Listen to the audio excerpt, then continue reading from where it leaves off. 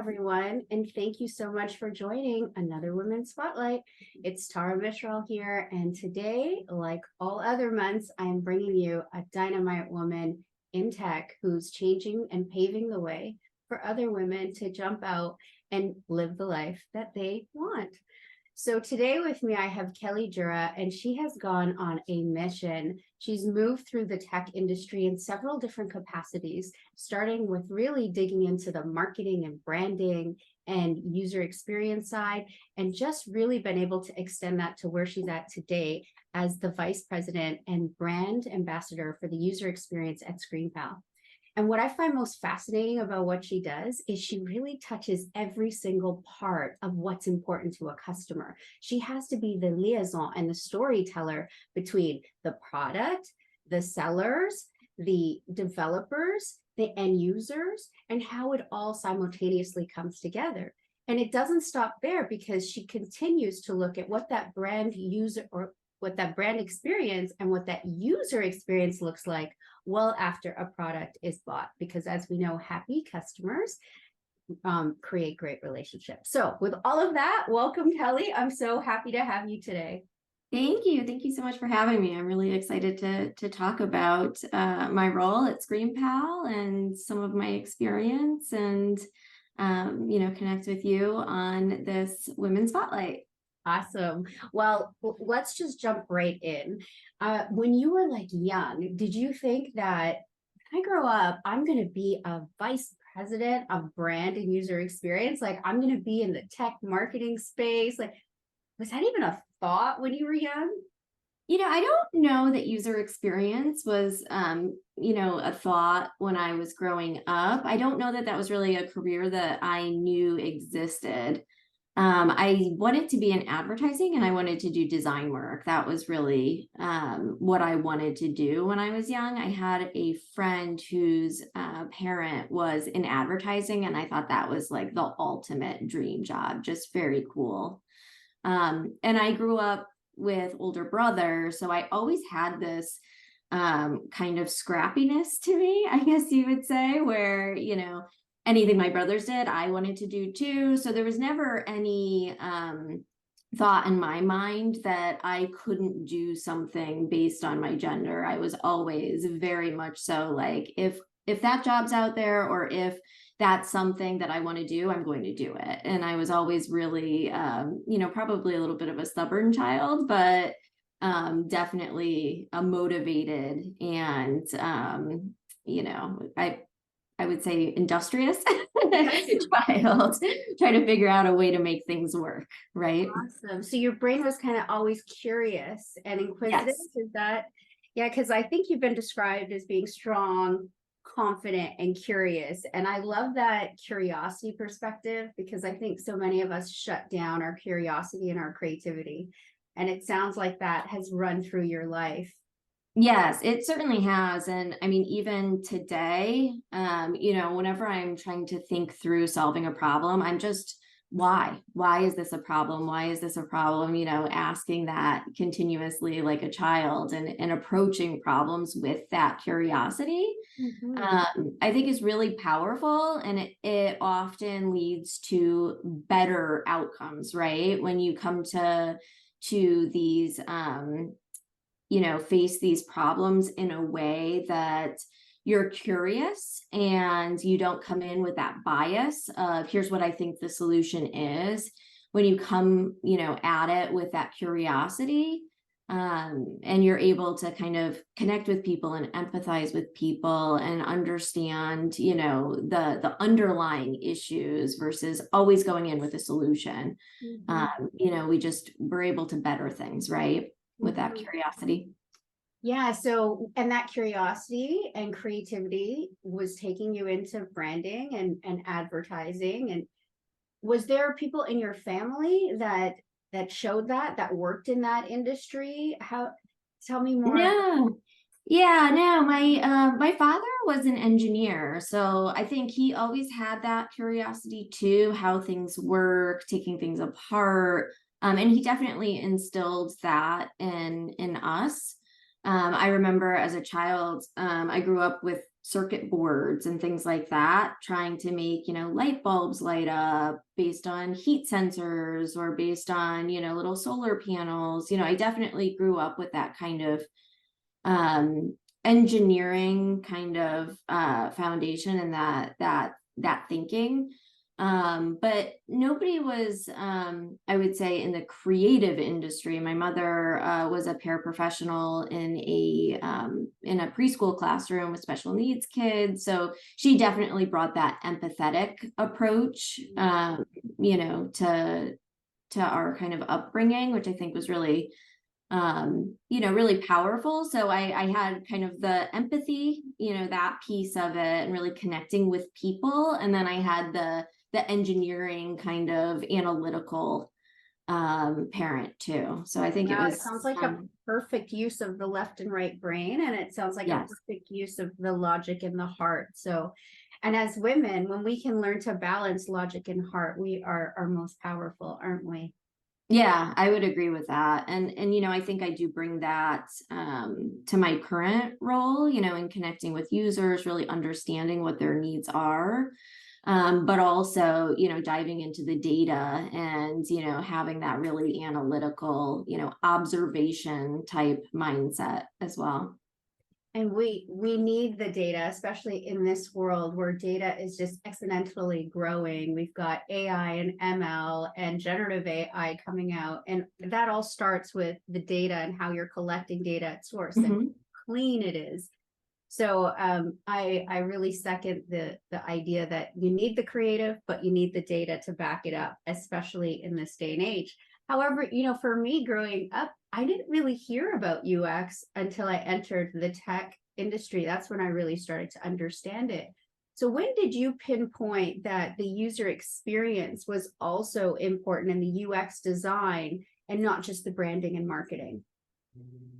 Uh, um, so I actually did start my career 18, 19 years ago in advertising. Mm-hmm. And I was really pretty fortunate. I was able to see both the creative and the research sides of advertising. And then I moved into marketing with brand strategy. I worked actually in corporate communications as well, where I crafted this messaging for internal stakeholders. And really everything to that point, that first decade of experience was really around the way that people experience ideas. Mm-hmm. And I was really passionate about the way that people experience ideas across a product life cycle. And then that's really when I started to pivot into technology. I worked for a health tech startup where I was the creative director and oversaw branding and user experience product design. And that was really wonderful for me. That really was this great aha moment. I was just saying that in my head. I'm like, sounds like an aha moment. Yeah, exactly. And it's really interesting because when a lot of people talk about user experience, they're talking often about a digital product, right? They're talking about an app, they're talking about a web app, web platform, something like that. And that is hugely important to the user experience, but that's not the entire user experience, right? And so through that role and now my role at ScreenPal, I've been able to look at the user experience and all of those different touch points that a person comes across when they're interacting with the company, which is really wonderful. I really enjoy that aspect of it. So that's the branding, that's customer support, that's the marketing, that is kind of perceptions and what's happening on social and things like that, right? All of these different things really impact the end user's experience with your brand. Mm-hmm. And an interesting thing about that is also perceptions of your company, right? Based on other companies they've dealt with in this space, based on previous experiences with your brand, things like that. And when people are coming to your company and they're interacting with your brand, are you meeting their expectations, right? Are you giving them a delightful, good user experience? Or is this friction happening because they have expectations of your company and you're not able to meet those? So I've hosted a few user journey mapping workshops because I'm definitely I'm very passionate about all of these different interactions, the totality of those really making the user experience and not just looking at an app, for instance. Yeah, I love that there's no singularity in there. You're pulling all of the different components together and you're really looking at the holistic customer journey. And Exactly. also, I love the fact that you've created even master classes about this, about the user and product delineation, because I was watching one of your shows. I think it was Women in Tech, and we will get to that as well, because I know you're a founding member of your unit there, right? Of Women in Tech. Yes. But I was interested when I heard you say we are shifting from a user experience to a product experience, and that's not necessarily a good thing because we're leaving out so many other components than just how the product works and the user acceptance testing. And just because it works doesn't mean that that's the complete journey, because it could be a great product. Someone could come and need support, be underestimated or underwhelmed, and then that could impact the product overall sales. So tell us a little more about that. Yeah, that's absolutely true. PwC released a report about, companies getting the experience right. And the statistics were overwhelming. The number of people who will leave a brand based on one negative experience. If you look in Latin America, it's almost 49%. It's almost 50% of people after one negative experience will leave your company. Experience, almost 50%. That is right. Amazing. Right. So, you can't undervalue how important the experience is. And that also includes the human element, right? I think about, when you reach out to support or you're dealing with an employee of a company, if they're not knowledgeable, you're failing that customer, right? Mm-hmm. If you're not providing outstanding support, the person, definitely has the potential to leave your company, and that has a huge business impact. When I think about user experience, I think about the relationship that you have with that customer, right? And relationships, they evolve, they change, they're complex. And you need to think about all of the things that are happening in that relationship to keep that connection alive, right? As and with relationships in life. Yeah, exactly. And when you're thinking about user experience, we often get so narrow. And it's easy to do, right? You start thinking about a specific feature, and we often, as designers, we get excited about features. We get excited about what we're designing, and we're saying, hey, this is such a great feature, people are going to love it. But if you're not actually helping someone achieve their goal, if you're not helping eliminate something in the user's life, right, this if you're adding complication there, that product's not going to be accepted, right? So understanding that relationship with the person, understanding where they're coming from, understanding what goals they're trying to achieve when they're interacting with your company is just vitally important. Absolutely. That shift from feature function to the totality of the user experience and the relationship and getting that right. And I'm also hearing from you, making sure there's storytelling and solutioning, because the only reason a client buys something is to avoid pain or to gain something, right? Right. The first compelling event is I got to avoid pain. So what is it that they're trying to avoid, and making sure your product does that? But then I also heard you take it a step further, because one of the talks I heard you were talking about Slack, for example, and how they're just doing it right. When you go to their website, there's an engagement there that happens. Tell me how that even takes it one step further than just, I'm selling you a product, I'm providing great service at point of sale, or if you call support. Because going on my website or engaging with me in that way, people may not always connect that to the total user experience. Yeah, Slack, I really have enjoyed Slack. I think their user experience is great. And they have a really strong brand. And one of the things I really think is great about Slack is that all of the employees are speaking on behalf of the brand. If you look at their social platforms, if you look at their release notes are like poetry. Yeah, I saw that. You You're know, like, I'm a nerd at heart and I like to study release notes. And I'm like, I can't, that's the one thing I can't relate with, but I love to you live know, reading that. yeah, but Slack could change your mind about that. You know, you read their release notes and you're like, these are delightful. You know, they get it, right? The way that they position things, the way that they communicate, they feel like they really understand you, right? In Slack, it's like, oh, not another meeting, not another message. And the way that they present the release notes, it's like, we know you're tired of meetings, you know, like, let's cut through the noise. Here's what we're doing. And again, you know, whether you're looking on social, whether you're looking at release notes or you're reaching out to their support team, there's a lot of consistency. You know, they have that kind of common thread where you feel like you're interacting with the same company, you're talking to the same company, and that consistency is delightful.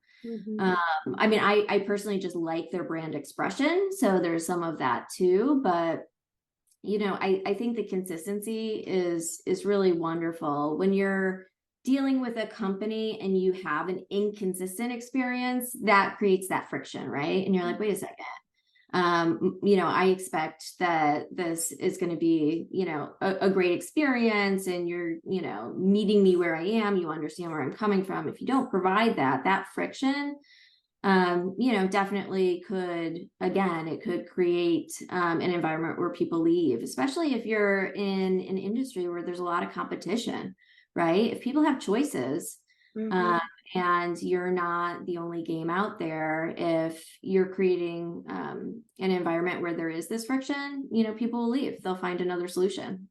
Well, like it's happening in the EMEA, 49% will leave after one Yes. bad experience. Well, I know in my field, there is a new software provider doing what my technology is doing every single day popping up. Like there, you know, there are hundreds of organizations that do exactly what I do. So it is important that not only do we gain a client, do we create a wonderful cohesive product that solves issues, but that we keep them and that we understand what they go through in a day.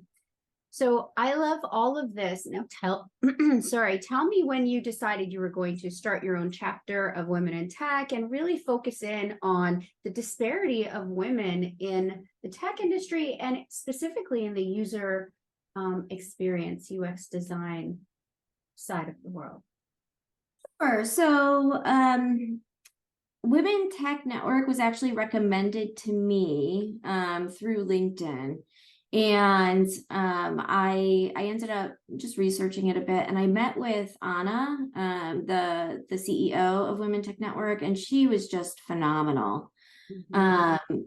Active listener, you know, she met with me, tried to understand what I was doing in my career, how WomenTech Network could potentially be a partner for me and a great network for me to be a part of. And I joined, it was almost 2 years ago now, and I recommend WomenTech Network for anyone who's looking to connect with other technologists, male or female. You know, it's just an outstanding group of people, very talented, great perspectives on things. But yeah, I would say Anna, you know, when I met with her first, I was sold. She really is phenomenal. She's doing a lot of really great things for our community.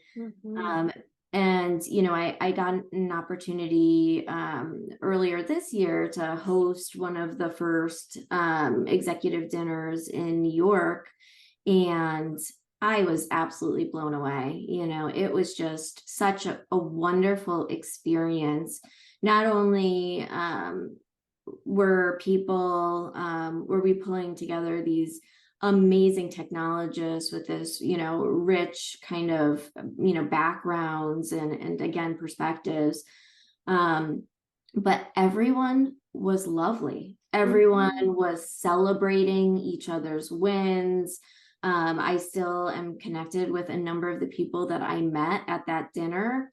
And there's this genuine excitement and this genuine support for one another, this celebration of each other's successes that is really phenomenal. And, I think when you join the WomenTech Network, you are committing to that level of celebration of other people. That, kindness, you're creating this environment where people can ask questions and have differing opinions on things in a respectful way. And, we all lift each other up, which is really wonderful. Yeah, there's a few things there I want to touch on. So Anya, I agree, she is super impressive. 100,000 women across the globe coming together for a tech conference. That is outstanding. And I love that even in the conference that I participated in, there were women from all walks of life, Yes. right? So it wasn't just women in tech, it was, coaching women in tech or health for women in tech, because there are some unique things that go around being a female in the tech industry. Something else I really loved that you said was celebrating women and having an open space for varying opinions. That is so important. And, as I think about my journey to where I am as a VP at Click, and I'm not speaking on their behalf today, of course, but I look back to my mentors, and I had so many really strong male mentors, and some of my female leaders were not they weren't the ones that I felt most empowered me. So I like yourself, try to plug into that environment where we build women up. We're not competitive, we're cooperative, and we're finding ways to change the game. So you took that and you ran with it. You have your own chapter you're running. You participated in this dinner. How else are you trying to advocate for that connection of women in tech and also bringing their voice? Because what I've seen is many women in strong leadership roles in tech can feel like they have to fall into place, some imposter syndrome, that they have to leave some of that empathy and collaboration at the door that we spoke of earlier, and that they have to really step in with almost like a masculine coat of traits of what they've seen emulated. So tell me, A, do you agree with that statement? Because I don't want to assume you do. And then B, how are you really digging into the disparity in the tech space?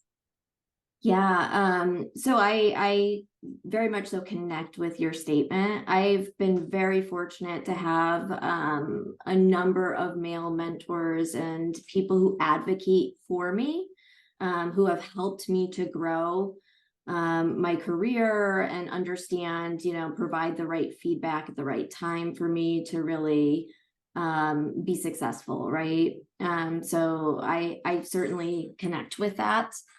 I think it is interesting. I certainly do advocate on behalf of, diverse design teams, because I think we all bring that richness and that interesting perspective to the team, right? And that's really valuable.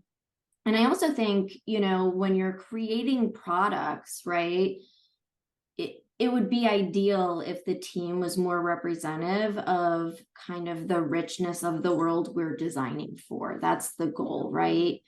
And I think that takes place in a number of different ways, including advocating for people who are not in the room, right? Absolutely.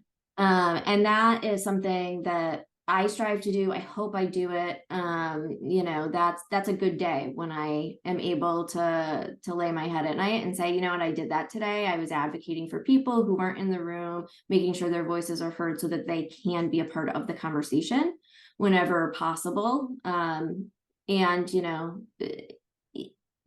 think WomenTech Network is a great step in that direction, and connecting with talented women, advocating for greater representation in user experience and product design and design in general, and on development teams as well.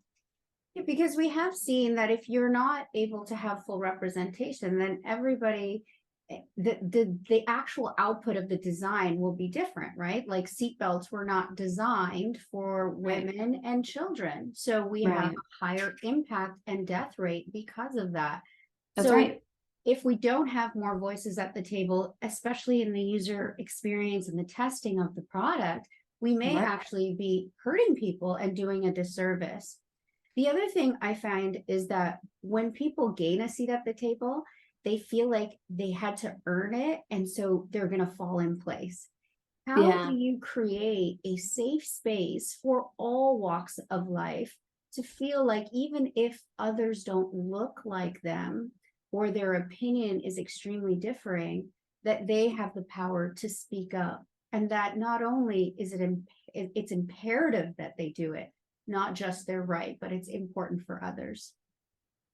Yeah. So I do want to touch on a comment that you made about the seatbelts. It's really interesting too, as we do go to, machine learning and AI models, anything that's being built on biased data or, kind of biases within, these product teams, it could have really negative outcomes, right? And if you're looking at something like health tech, where you're potentially dealing with catastrophic results if you don't get it right.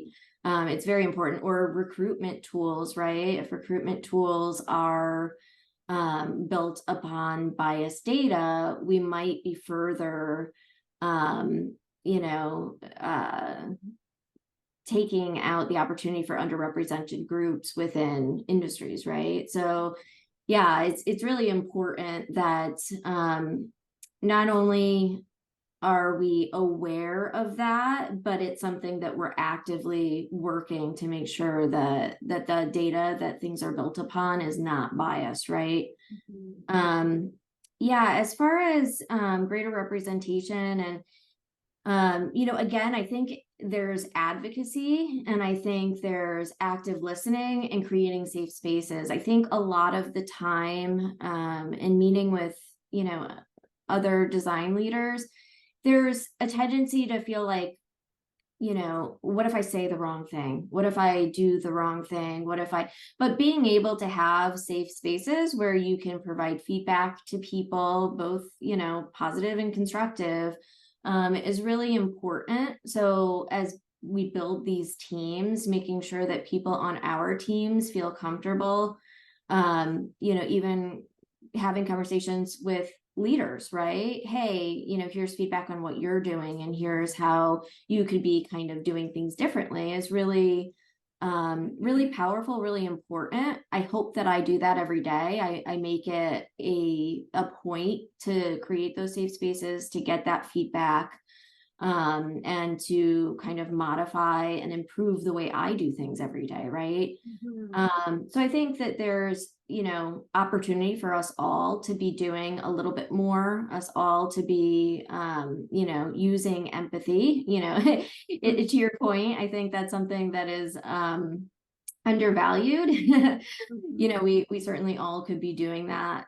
to create more safe spaces for people to have their voices heard. And again, people don't have to have the same opinions on things. It's better if we don't, right? Yes. It becomes a much better environment when there is an opportunity for discussion. Yes, and healthy dialogue creates better results, and that's when new ideas and collaborations are formed. Absolutely. So, we've gone on an amazing journey with your career. How do you do all you do and maintain a family? Because you've got a husband, your partner, I want to hear all about that. And then twin 7-year-olds. That sounds like a lot of work. I had trouble with one building my career. So talk to us about that balance and your Yeah. So, 7-year-old boys, it's a lot. I am incredibly lucky. I have a partner in life. My husband, Ben, he is absolutely a partner. He, he is consulting, he does brand strategy work and design work as well, a little bit different than what I do. So I think it's nice. We speak a lot of the same language, but we do slightly different things, which is nice. But he does consulting during the day. He does so much of the childcare, which I am just incredibly grateful. For instance, I'm traveling this week for work, and it's no problem. We'll make it work. And he really helps enable me to do what I love to do in my career, and to grow my career, which is really it's a great partnership that I'm really super thankful for. And then the twin boys, very interesting. I was on bed rest for 4 months of my pregnancy. Yes, a very long time. I found the end of Netflix. I read a lot of books. I was able to luckily work from bed rest. So I was working for a company at the time who was supportive of that, which I was very fortunate to have that support. And I'm very fortunate right now to be working for a company that is also supportive and understanding of, being a working parent. I've been working remote for about 7 years now. So that certainly has also been very helpful in balancing, my family with my career. But really, my husband has been just a game changer, especially in the past year and a half. I would say he has just totally stepped up and, working with my kids on homework and taking them to all of their different extracurriculars and, giving me the support that I need to be able to, again, do what I love to do. I really do love my career. I love my family, obviously, too, yes. But, being we able love to it all, right? Like, right. We love it all. And I think yes. I've seen this up and down, especially of women in tech, where it's like, yes, we can have it all, and then burnout. And yes. the burnout comes from really what we spoke about earlier, not genuinely having a voice at the table that is authentic and our own. But having a partner in life makes it easier, yes. Of course. And it sounds like you chose very well. And that enables you to have this full completeness, right? Because I've read a lot of books of women who say, you really can't. You have to choose a focus point. And I think if you choose a partner in life, you can't. So it's who yes. is that we're going into life with. And 7-year-old boy, twin boys, I'm sure at that age, there's a lot of energy needed. So kudos to Ben for stepping up and providing, yes. To co-parent, right? And to create this empowering environment for your boys.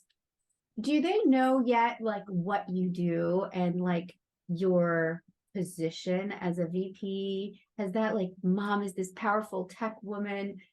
Has it ever come out of either of their mouths? Or tell me about that. Yeah, it is really funny. My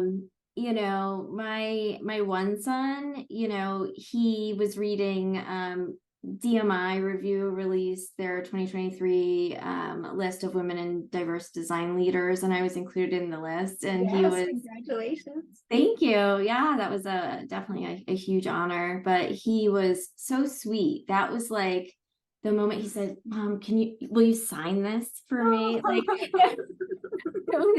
it was so sweet. It just, I feel like my heart just grew in that moment, but I think what's awesome is that because Ben and I do co-parent, and we take turns, right? We do the juggling that happens when you have two adults with kids and careers, so I think they've grown up understanding that partnership, and I think that is so important. We don't really have those traditional gender roles in my family, and I think that that's a great environment for my boys to grow up in, and I'm really excited to see the people that they're growing into, and seeing kind of having a strong, mother and a strong and supportive father, I think is really, it's a great environment for them to grow up in. And I'm really excited to see, as they're developing kind of their skill sets and their path in life, how that will influence them. Because I do think back on my childhood with my empathetic mother, my analytical father, and, that kind of problem solving, what that will do for, them and their paths forward. That's amazing. Well, I think you're creating a wonderful foundation. It certainly sounds that way. Thank you. I question it every day. Every parent does. Every parent does.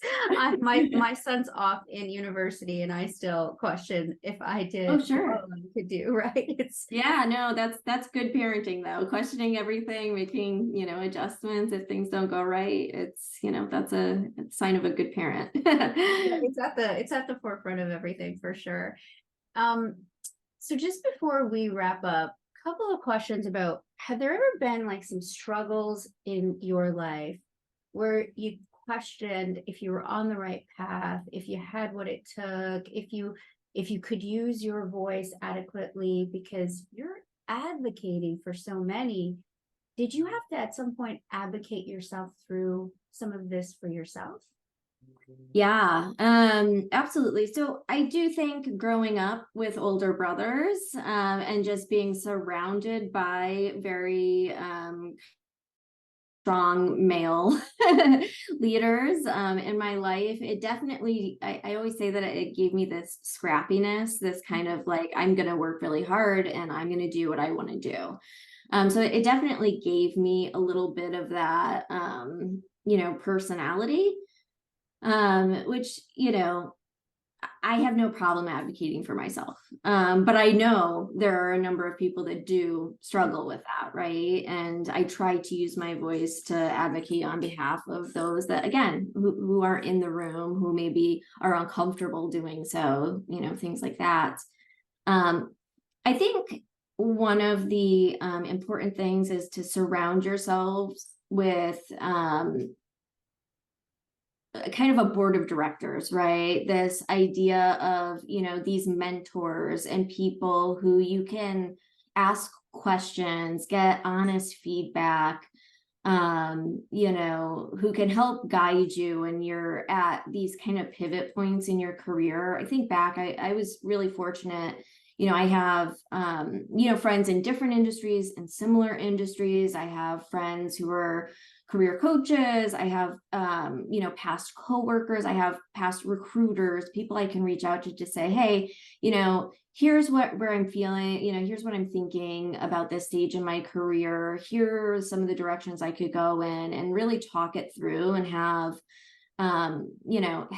those people that you can bounce those ideas off of, that are going to give you good feedback, good advice. And these don't have to be, your best friend. Your best friend definitely serves a purpose, to lift you up and give you that, hopefully that feeling like you could do anything. That's great. These are people who kind of are on your periphery, that it's like, I trust their opinions. I think that they're really successful in this area.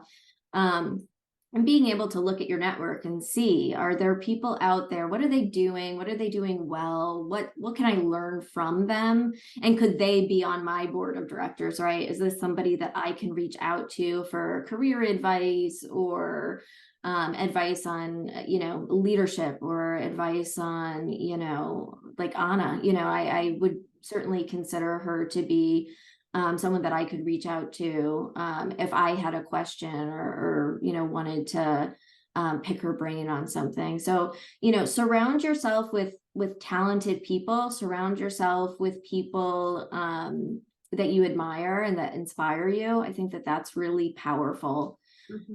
And, to your point earlier, looking at people not from the sense of this is competitive, but, what can I learn from this person? How can we complement each other? How can we be supportive of each other? and how can we kind of celebrate wins, with each other. Yes, so important. Your, I think Napoleon Hill called it your mastermind alliance, right? But having that Yes. connected resources and people who challenge you to think different and also push your boundaries so that you can grow. That's amazing.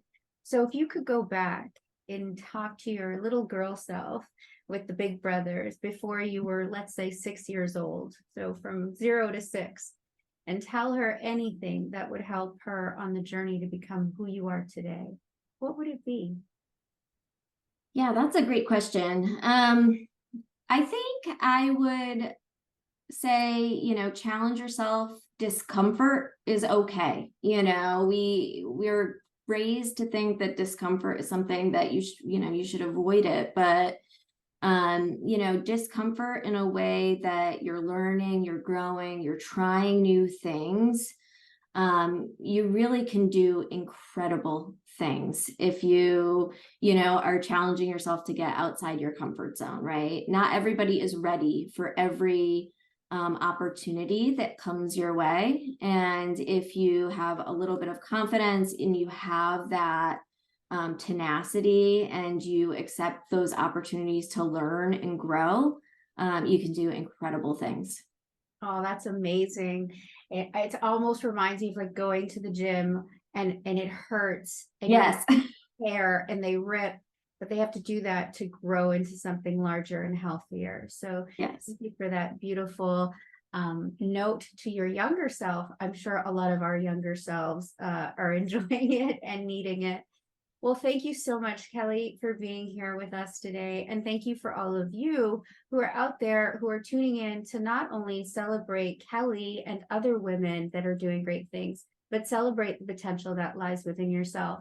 As we heard today, we have this beautiful, scrappy, young, confident, curious child from an engineering dad and an empathetic, caregiving mom. And she really was able to pull all that together, use her scrappiness and her fight to push herself past obstacles and uncomfortable moments to become the woman she is today, growing her career through ample stages from branding and marketing into this complete storyteller throughout the whole organization and client ecosystem today.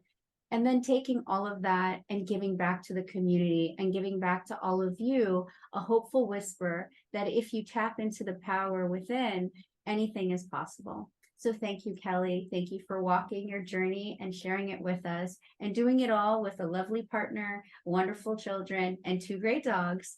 Thank you. We've all been inspired today, and I can't wait to hear more about your journey forward.